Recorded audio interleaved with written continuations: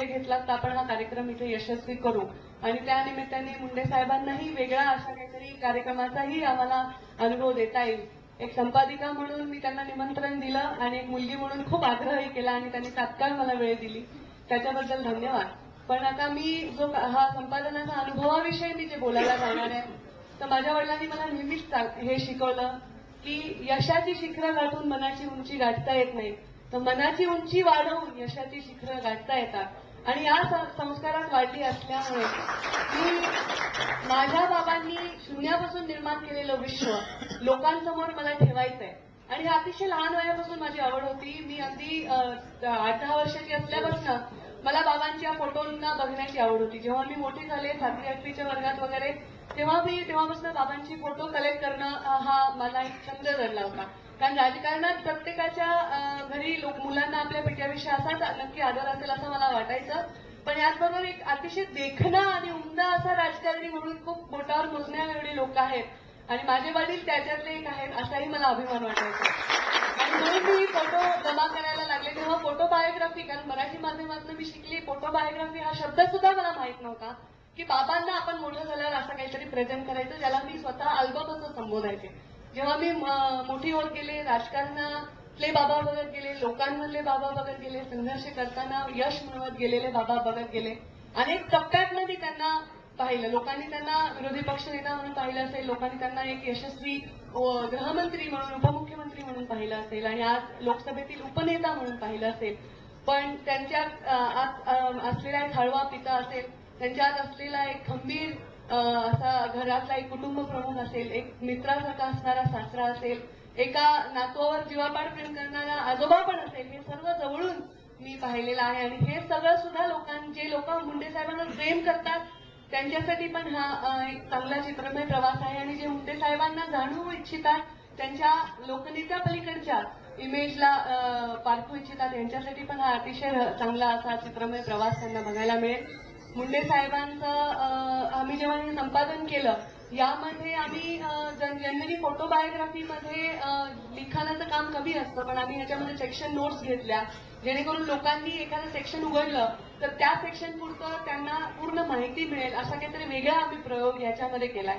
त्याचबरोबर आम्ही याच्यामध्ये एपिसोड वाईज आम्ही ही फोटो बायोग्राफी डिझाईन केली आहे. म्हणजे मुंडे साहेबांच्या सुरुवातीपासून ते आतापर्यंत आणि टू बी कंटिन्यूड याला अक्षरशः इव्हेंट वाईज बसवणं थोडंसं आम्हाला खूप कसरतीचं गेलं आणि आम्ही जवळपास 8,000 फोटोंमधनं 192 फोटो वेगळे काढून त्याच्यातून आम्ही हे फोटो बायोग्राफी आम्ही निर्मिती केली आहे. तर त्याच्यामध्ये खूप मेहनत लागली आहे, डोक्यालाही मेहनत लागली आहे आणि मला लिखाणाची आवड होती. राजकारणात तर बाबांनी मला आणलं, पण माझी इच्छा लिखाण करणं आणि त्याच्यामध्ये करिअर करणं अशी होती आणि ती पण इच्छा या माध्यमातून मला वाटतं पूर्ण झाली आहे. 61च्या वाढदिवसाच्या निमित्ताने वडिलांना काय आपण प्रेझेंट द्यावं, काय भेट वस्तू द्यावी, तर त्यांना काही देण्यासाठी आम्ही खूप लहान आहोत. तर असंच काही त्यांचा चित्रमय प्रवास माझ्यासारख्या तरुणांना जे राजकारणात काही करू इच्छित आहेत किंवा जे राजकारणाशिवाय पण आपण कोणत्याही मोठ्या व्यक्तीविषयी वाचलं तर त्याच्यातून आपल्याला प्रेरणाच मिळते. मी कोणतीही बायोग्राफी वाचते, जेव्हा मी कुठलीही मोठ्या व्यक्तीच्या चरित्रावर वाचन करते तेव्हा त्याच्यातून नक्कीच मला शिकायला मिळतं, प्रेरणा मिळते आणि असंच सगळ्या तरुणांचंही मत असलं पाहिजे. आणि म्हणून ज्यांना राजकारणात नाही येतं तरी पण प्रेरणा ह्याच्यातून मिळू शकते, संघर्षाची प्रेरणा. आणि बोलायचं झालं तर या आम्ही लोकनेता ह्या टायटल विषयी खूप आमच्यामध्ये विषय झाला. अतुल काकांना मी खास आभार मानेन की या पूर्ण फोटो बायोग्राफीच्या प्रवासात अकोलकर आणि मी जेवढे इन्व्हॉल्व आहोत तेवढेच अतुल भातखळकरजी इन्व्हॉल्व आहेत, तेवढेच म्हणजे आम्हाला अकोलकरांनी, जावरे साहेबांनी यांनी सगळ्यांनी खूप सहकार्य केलं. आणि या प्रवासामध्ये त्यांच्या भाषणाचं पुस्तक रिलीज होणार होतं, त्यांनी पण लोकनेता हेच नाव त्याला ठरवलं होतं आणि ते मी त्यांना खूप आग्रह केला की माझंही हेच नाव द्यायची इच्छा आहे. खरं तर संघर्ष यात्रा हे पण आमचं नाव ठरलं, पण लोकांनी बाबांवर प्रेम करणाऱ्या अतुल काकासारख्या सुनील करजरकरांनी सांगितलं ताई संघर्ष यात्रा नाव देऊ नका, मुंडे साहेबांच्या आयुष्यातलं संघर्ष आता आम्हाला संपवायचा आहे आणि आता संघर्ष या नावाशी आम्हाला आता यश पाहिजे आम्हाला. त्यामुळे लोकनेता हे नाव त्यांनी मला देऊ केलं. त्याची खूप पुढं त्यांनी माझ्यावर त्यावेळी सहकार्य केलं आणि या पूर्ण फोटो बायोग्राफीच्या प्रवासात त्यांनी मला खूप सहकार्य केलं. इथे बऱ्याच लोकांनी, उज्ज्वल केसकर आहेत, संदीपजी आहेत, सतीशजी आहेत, अनेक सगळे मला जे समोर दिसत नाही आहेत असे बरेच लोक जे लांबून आपला सहभाग घेऊन वाट बघत आहेत. बाबांची जुनी मित्र आहेत, जे लोक आज 10वी नंतर बाबांच्या संपर्कात दुरून आहेत, लांबून बघतात, खूप प्रेम करतात, अशा लोकांनी बाबांचे दुर्मिळ फोटो आम्हाला मिळवून दिले. कारण खेड्यामध्ये जन्म झाल्यामुळे त्यांच्याकडे अगदी लहानपणा अशिक्षित घरात जन्म झाला, घरामध्ये तसं वातावरण नव्हतं, एका शेतकऱ्याच्या कुटुंबात जन्म झाला, तर अगदी जन्मापासूनचे फोटो सुद्धा त्यांचे मिळाले नाही. त्यांचा सगळ्यात तरुण फोटो किंवा सगळ्यात लहान फोटो हा 14 वर्षाचा आहे. तर त्या फोटो शोधण्यापासून किंवा ते सापडून त्या लोकांना भेटणं, त्यांच्या शाळेतल्या NSS-NCC मध्ये ते काम करत असताना त्या मित्रांना भेटून ते फोटो जमा करणं हे फार मोठं चॅलेंज होतं. फोटोंची अवस्था वाईट होती, त्याला परत कम्प्युटराईज करून व्यवस्थित आम्ही छापण्याचा प्रयत्न केला आहे. क्वालिटी या पुस्तकाची मेंटेन करण्याचा प्रयत्न केला आहे आणि हा प्रवास टू बी कंटिन्यूड असाच राहील. कारण बाबांचं 61 झाल्यानंतर हा जो पुस्तकाच्या प्रदर्शनाचा सोहळा पण फार मोठा मुंबईत झाला.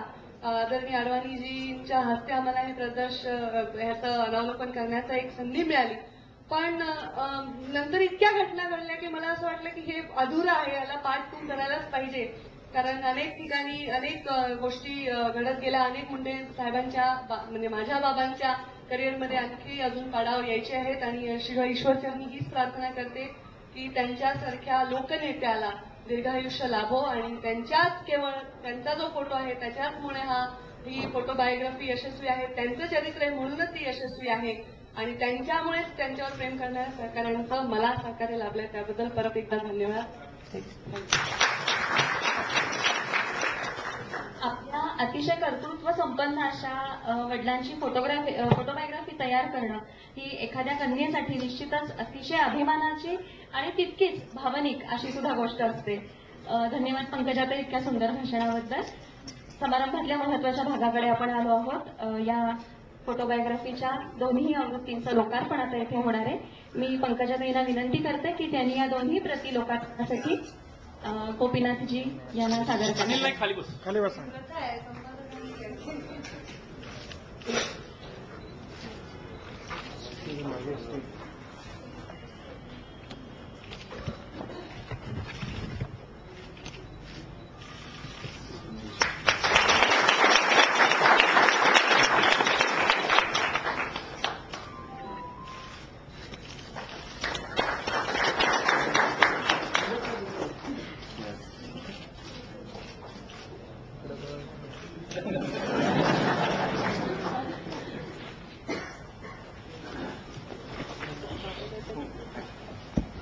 या दोन्ही आवृत्तीचं लोकार्पण इथे झालेलं आहे. कार्यक्रमाच्या आपल्या पुढच्या महत्वाच्या टप्प्याकडे म्हणजे मुलाखतीच्या कार्यक्रमाकडे वळण्याआधी या पुस्तकाच्या निर्मितीमध्ये अनेक लोकांचं आम्हाला सहकार्य लाभलं.